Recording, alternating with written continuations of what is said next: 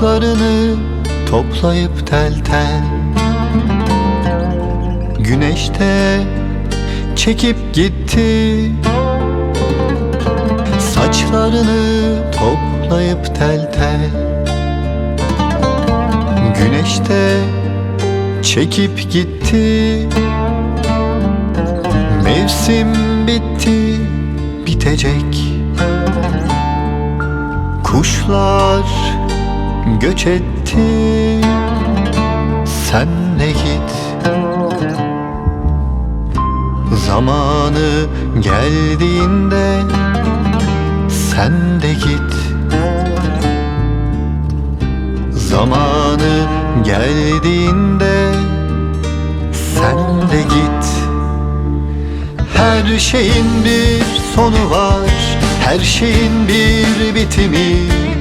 Ne diren kendine, ne zamana gücen.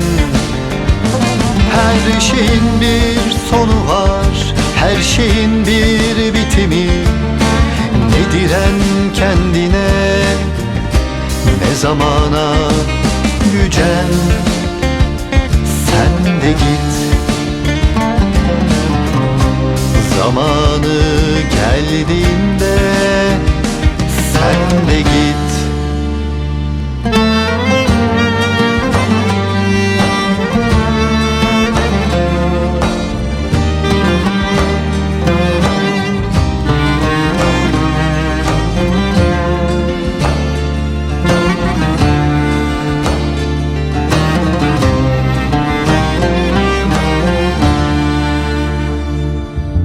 Gitmezsen ekşir gövden,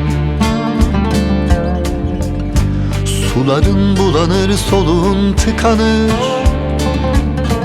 Gitmezsen ekşir gövden,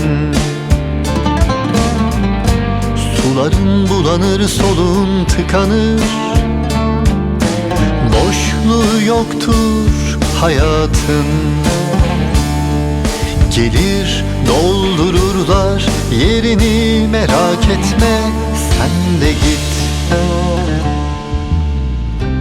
Zamanı geldiğinde sen de git. Her şeyin bir sonu var, her şeyin bir bitimi.